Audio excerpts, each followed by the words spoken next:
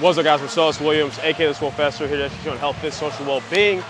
Welcome to episode 1 of Make or Break, the new prep series that I'm starting as of today for my next meet, which I am 12 weeks out from as of today, the Load the Kilos Classic. Now, I will get into details about the meet a little bit later in this video as far as like why I'm doing this particular meet.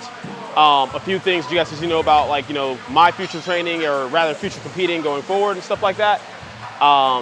As well as I'm going to kind of just dive into, like, you know, what my goals are for this meet, like go through like my progress over the years and, like, you know, the contextualizing the progress as far as like what happened versus some years compared to others in terms of managing the PR, the total bigger on some years compared to others. I want to take you guys through all that, but first of all, I just want to start by saying that the last 3 blocks of training were amazing. They went incredibly well. But now that we're in prep mode, it's time to change things up a little bit. No, I'm just kidding. We're doing the exact same thing. We're running the exact same 3 blocks that we did the past 3 blocks into the meet, right? The only difference is technically I have 2 5-week blocks, and then the final block will be 4 weeks building into the meet, and that's just to line me up so that the meet lands on my week 4. Like, this block I'm on currently is technically a 5-week block, where really all we're doing is just I'm running week 1 twice. So last week I ran week 1 the first time with the lower in the ranges as like a week 0, if you will, and today is the true objective week 1 of the 4-week wave. The next block will do the same thing. I'll have a week 0 where I run the week 1 the first time on the lower end, and then I'll run a proper 4 weeks after that, and the final block will be a normal 4 weeks where the meet will land on week 4. But besides that, everything's exactly the same. Like, first block of the last macro, we on weeks 1 and 2 we were doing 5s on the squats. Then we finished off with 4s for weeks 3 and 4.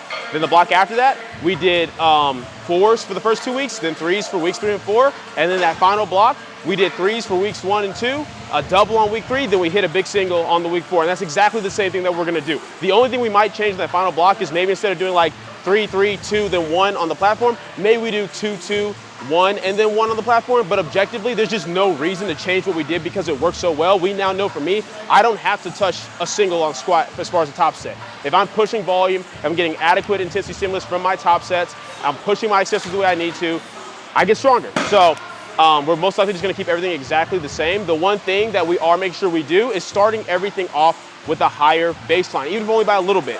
We're pulling back a lot more on the squat relative to what we are on the bench and deadlift, as you guys will see in terms of where my relative start point was for the bench and deadlift at the start of last macro compared to today. And the only reason we're not pulling back on those aggressively is, 1, bench just recovers really, really well, and it kind of thrives off me keeping my intensity at a certain point anyway. And deadlift, we just haven't really been pushing that hard. Like, I didn't push for all-time PR on the deadlift. I only worked up to really what's gonna be like a 2nd attempt range last block. Squat's the one where I've obviously been pushing hard, hit the PR triple, the PR single last block. So we are starting pretty relatively close to where we did last macro, but still with a higher baseline. For example, week 1 of the first block of last macro, my top set of 5 was 185 kilos. Today it was 187.5 kilos, just 2.5 more. Now, where you're gonna see the bigger increase is on my back down sets. First block of last macro, my back down sets were 3x5 with 160 kg. Today it was a 3x5 at 170 kg, but that's only because in that first block of the macro, the one thing we did differently was we were trying pause squats for the back downs on this day to see how that went. And it was just too much as far as it just wasn't needed with the increase in volume we already had, and my back was getting more tax from it. So we switched it to normal comp squats for blocks 2 and 3. So when we account for that, we only started at 160 on that first block last macro because they were paused. Had they not been paused, we would start around 165. So we look at that perspective, if we would have started at 165 on the first block last macro, starting 170 on this block is a pretty normal increase. It's a 5 kg boost, which isn't even like insane because it's like my 1 rep max pretty much went up from, we were working off a 551 training max, and now we're working off a 562 training max. So that's where the 5 kg increase is, but we're gonna make the same steady jumps that we did for the entire macro cycle. The same jumps from weeks 1 to 2, 2 to 3, and 3 to 4, and just by natural default, that will lead to the PRs that I need. So that's what you're gonna see that we're doing, and I'll break down the numbers for the bench and deadlift when I get to them, just like I did here for the squats. But squats felt really good. The fact that I started 2.5 kg heavier on the top set, and the fact that you have the back downs, but everything felt better, stronger, more locked in because I am objectively stronger, right? And that's how you should start your macros off. It's not about coming into the macro and having a huge aggressive increase on workload from what you did last macro. It's like, hey, what we did worked. So all I need to do is pace the workload to where I'm starting a little bit heavier so I can finish a little bit heavier, right? Especially if you have a really big increase in your warm-up max, right? That's something that I've had to account for with clients where it's like, oh, hey, we started last block around like, 64% of your warm-up max for back downs. But you know what? Your warm-up max went up by 15 kg. So if we start at that same percentage, that might be a pretty aggressive increase in the objective load on the bar. So maybe we'll start around 62 or 60%. So it's just a steady increase from last block. That way, you're not burning yourself out too early by starting so much heavier than you did the last training cycle. That is how you pace workload, and that is how you make continuous progress without feeling excessively beat up or without burning yourself out or risking injury. So that's what we're doing. And so far, we're off to a good start. Like I said, last week was like a week 0. So it was like, about like just 2.5 kg less than everything that I did today. But this is the official week 1, and the start point is just that, just a little bit better than what it was for week 1 of the first block last macro. And we're gonna see how things trend. But yeah, squats felt really good. I expect bench to feel just as good. You guys are gonna see, like I said, a higher increase with the relative start point. But anyway, let's get to benching. Back down on squats for chilling. So let's get to bench.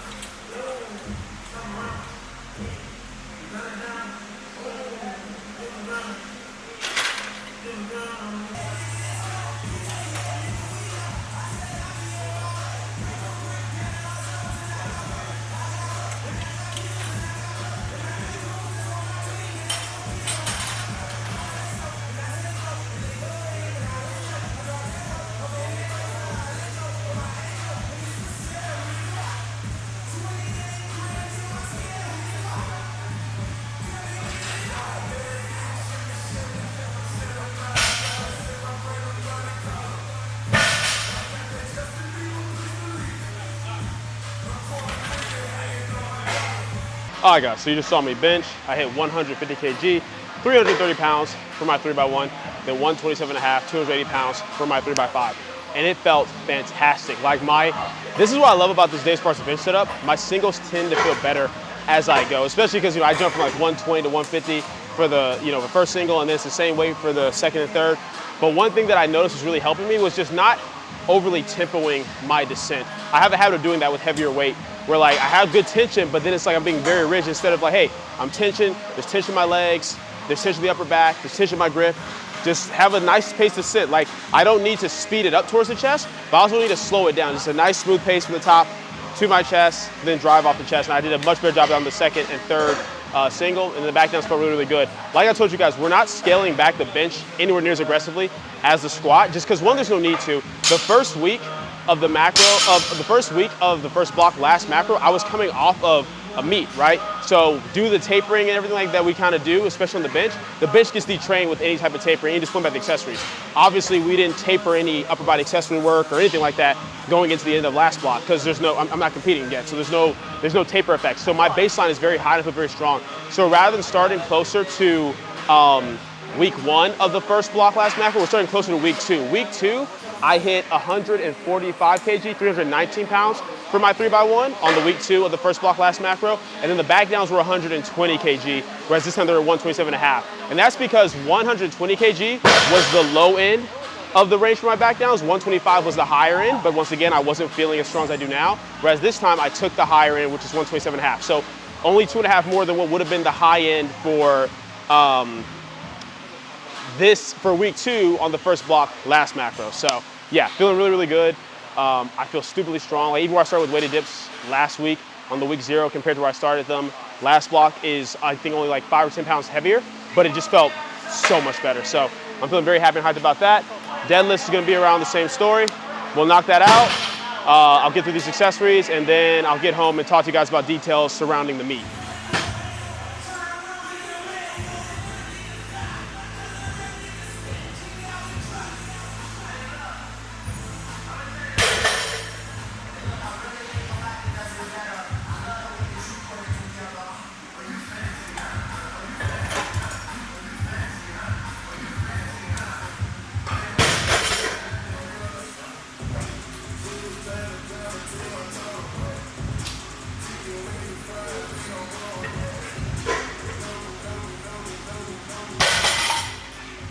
All right, guys, deadlifts. Deadlifts were chilled.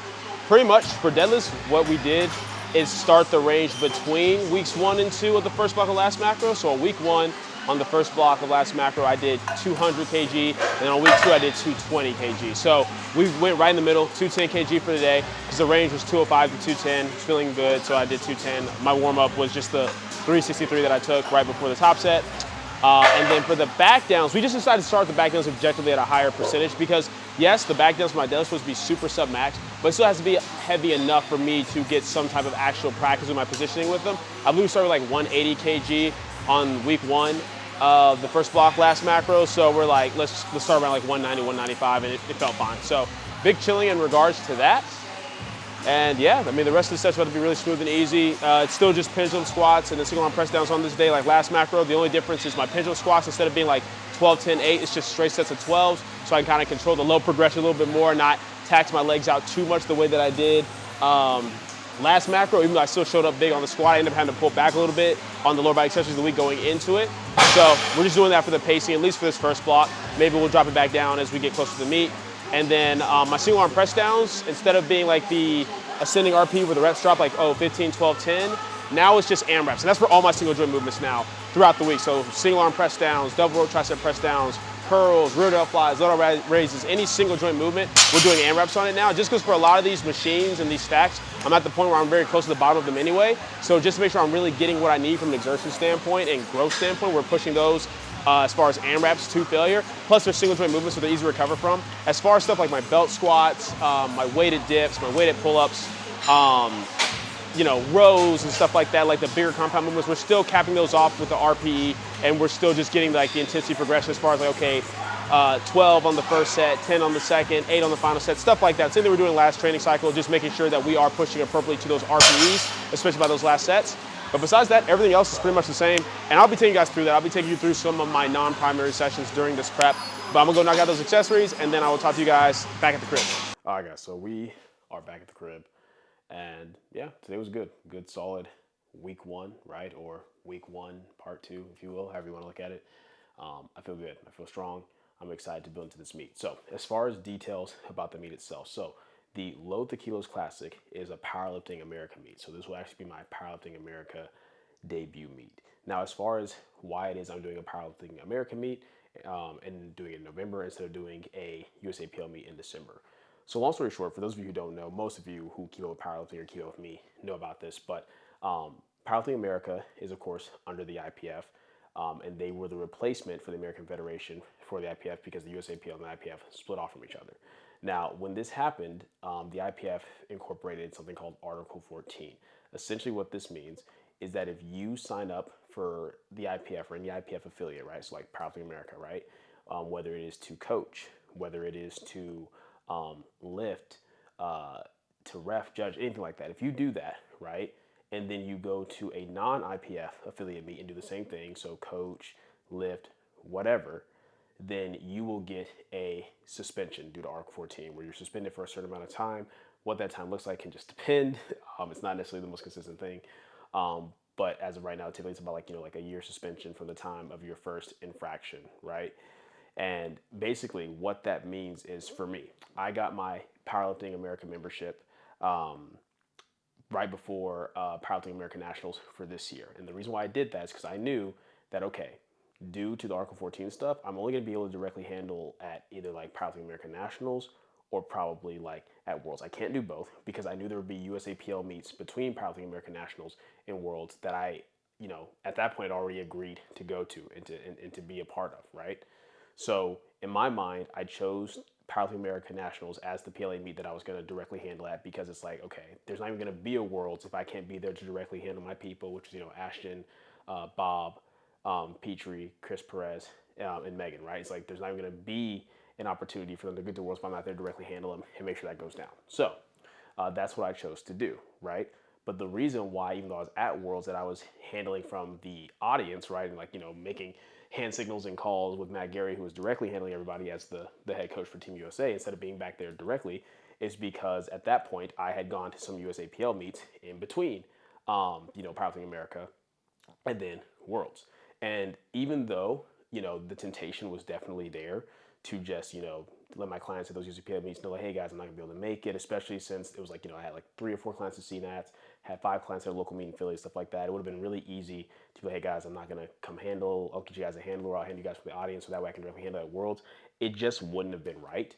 Like ethically, it's not right for me to forgo handling the vast majority of my clients, which for this year were in USAPL, just to handle a handful in Powerlifting America. And it was hard because it's like, as a coach, right, of course, the main goal and priority is to do what's best for your clients, for your lifters, and to, help them reach their goals. But being a coach myself, to look at where I started and be at the point where it's like, wow, I have not just one, but a handful of lifters at the world level, and not being able to directly handle them, not being able to do what I love, what I'm passionate about at the highest level of our sport directly, that sucked.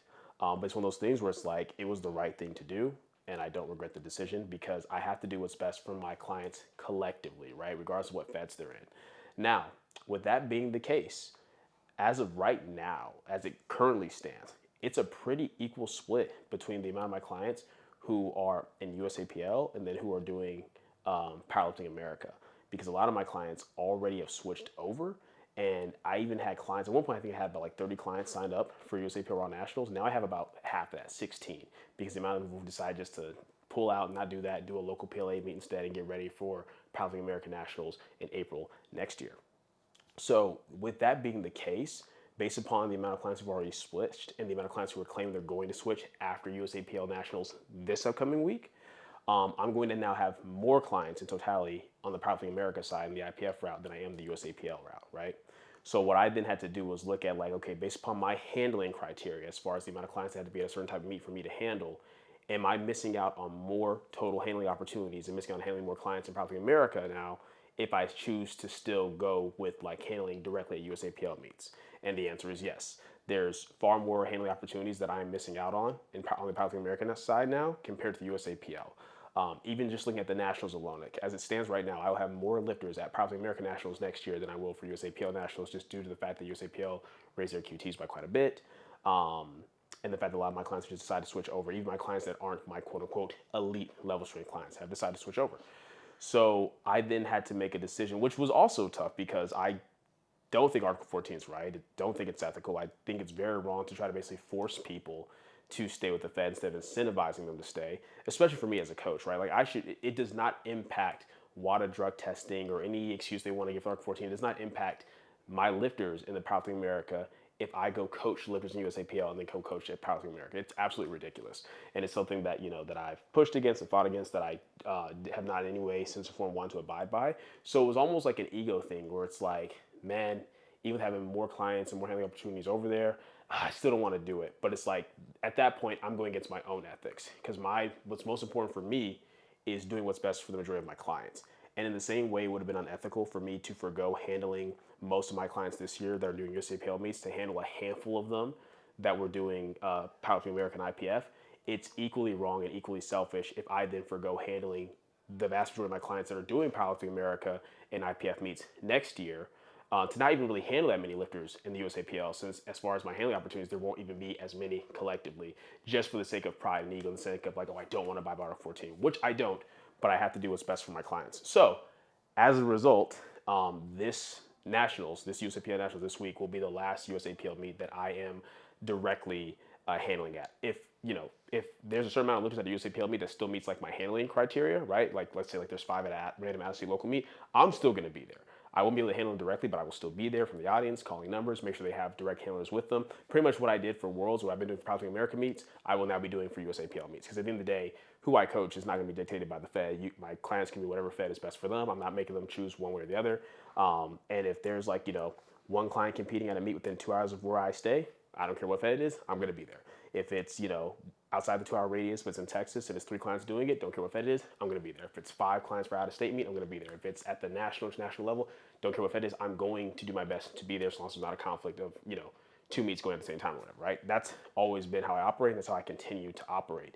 It's just a matter of who I can directly handle will now switch essentially from being mostly USAPL to now mostly PLA.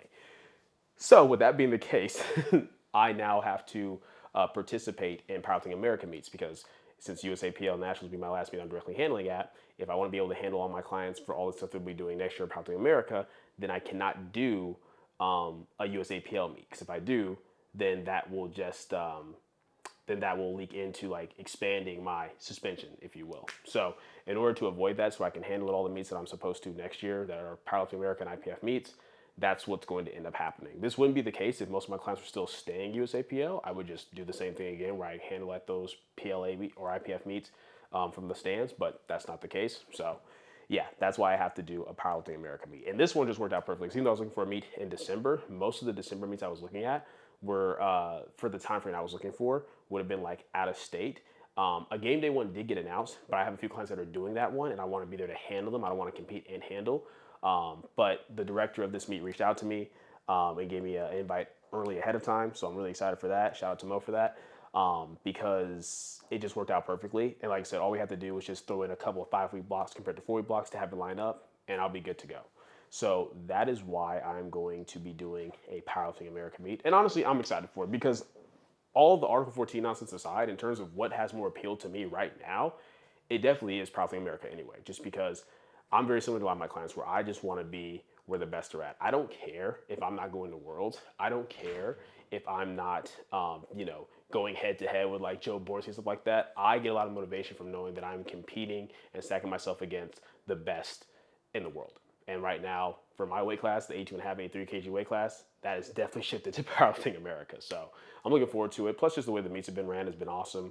I won't get into my gripes with some of the stuff going on with USAPL right now. I won't get into all that for this video, but Article 14 stuff aside, I would probably be shifting over regardless. Plus, my coach Brad will also be shifting over. So if I want him to be able to directly handle me, then I'm going to have to be doing PLA meets anyway. So that's what we're doing, and that's why. As far as my goals for this meet, it's just to PR the total. That is all I'm looking to do. That is all I care about. This will be my 3rd meet that I've done this year. You guys know I typically only do 1 to 2. But this year's been kind of rough in terms of things that have happened circumstantially going into my meets. The tune-up meet that I was going to do in January, the block before that meet, I hit a 710 kg training total, and my goal was just to go put that total on the platform. Then 2 weeks out, I got a viral infection, and then 1 week out, I got a bacterial infection. So I just did not show up strong. I was wrecked. The fact that I showed up at all, was able to hit even the numbers that I did, is something that I take a lot of pride in. But I had every reason to just drop out that meet. But at that point, it's like, I've already paid for it. I've already put in the work. I'm just going to see what I can do, right? That was the Texas State Championships in January. Still won, you know what I'm saying? Still won the 83 kg weight class, but did not PR my total. And then you guys know for the Lone Star meet, which is the shirt I'm actually wearing right now, the Lone Star meet, that I was set well. I started off strong with me PR on the squat. Bench was flying, the strongest I've ever felt on the platform, or really just as strong as I've ever felt on bench, period.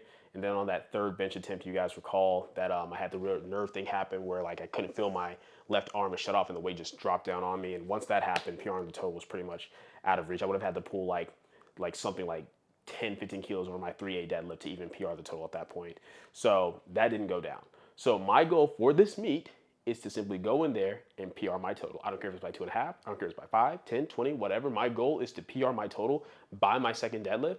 And that way on the third, I can kind of just go for what I think is left and go for a bigger PR total. But that is my goal, which, considering how this last block went, if I can just go in there and even just match that squat, and most likely I'll be stronger for more, but even just match that squat, that 5 kg, that'll be a 5 kg PR on the squat for the meet already, just matching my all-time best I just hit on the platform. And then if I just hit a third attempt bench or deadlift, since last block I only really pushed the squat, and then I hit like a second attempt bench and like a second attempt deadlift, right? Obviously I went for a third attempt bench, I went for that 402 after I hit the assigned load of 374 first, but the point is if I can just hit a little bit more than what I did on the bench or the deadlift, then boom, that's already a PR because I matched my best total, which was 700 kg last block in training. So we're set up really, really well. And honestly, it's pretty cool, like just looking back at it, because I've been powerlifting since 2015. I'll actually have all the numbers up here, like on screen, either here or here, wherever Mark decides to put it. But I'm having all the numbers up on screen.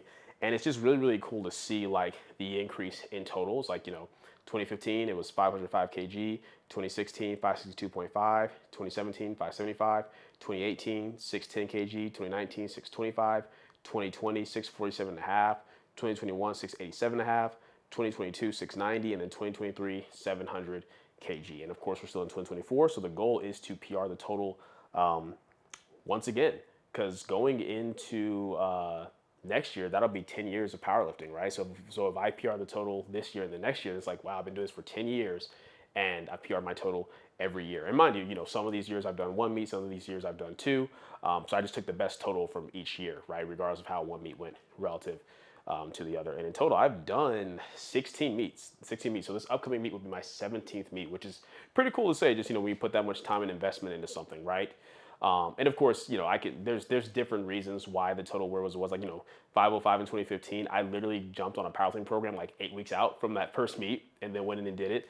In 2016, I wasn't even on powerlifting programming. Like I really didn't start into specific powerlifting type programming until like late 2017, early 2018. I was just kind of just training, doing what, those of you who've been with the YouTube channel for a while, I was kind of just training and doing my own thing, doing a lot of full body training. Like I was doing the big three, but I wasn't on structured sound powerlifting programming. Didn't have a coach yet.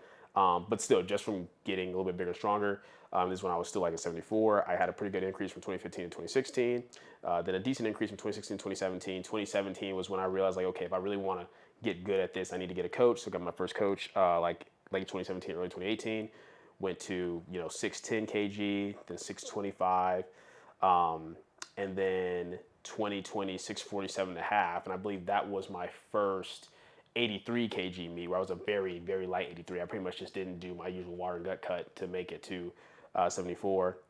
Then in 2021, the 687.5 was actually a PR with me cutting back down from 83 to 75 in the USAPL weight classes, so that was cool. Then in 2022, I was like a light 83 again. I was like a light 82.5, hit 690. Then 2023 was my last 75 kg meet, where I hit the 700 kg total, and that's where I got the 505 dots and the Carolina Primetime Prep, which is great. So at this point, the goal is just to continuously get bigger and get stronger. And I know that I'm capable of it. Like, it's really cool to look and see, like, okay, from the time I started to where I'm at now, I've put up like 195 kg on my total, which is dope. Like that's really, really cool just to be able to look at that and see. But I think it'll be even cooler to just directly say that, okay, I've put over like 200 kg over my total since I started, and then see where that ends up being when I hit the 10-year mark going into like November of next year. So my first meet was in November of 2015. So yeah, that's pretty much my goal, man. I just want to keep that going. It's like, to me, that's really in essence what the sport is for, right? Like, be as competitive as you can be, push yourself against others. But at the end of the day, like, the purpose of powerlifting is progression, like getting better, meet after meet, year after year. And I've been able to do that every year. So I don't want to break that streak. And that's why I'm doing this third meet. And I feel very confident I'm gonna be able to do it. Like, last training cycle went great. We have what works again. It's consistent. We know what to adjust. And it's just recovering, building momentum, and getting it done. So yeah, I'm very excited for it. And that's why this series is called Make or Break, because it's like, I'm either gonna make it and I'm gonna PR the total, or I'm gonna break my streak of PR my total every year since I started the sport. So we're gonna see how things go. But yeah, that's pretty much it. Just wanted to give you guys that rundown, explain to you guys why I'm doing a Powerlifting America meet, what my goals for the meet are, which is very simple, just PR the total, that's it. But yeah, that's it. That's it for this video. I hope you guys enjoyed it. If you did, go leave a comment down below, let me know what you did. If not, leave a comment down below, let me know what can get better. Like the video, share, subscribe, keep it simple, specific, scientific. I'll catch you guys later.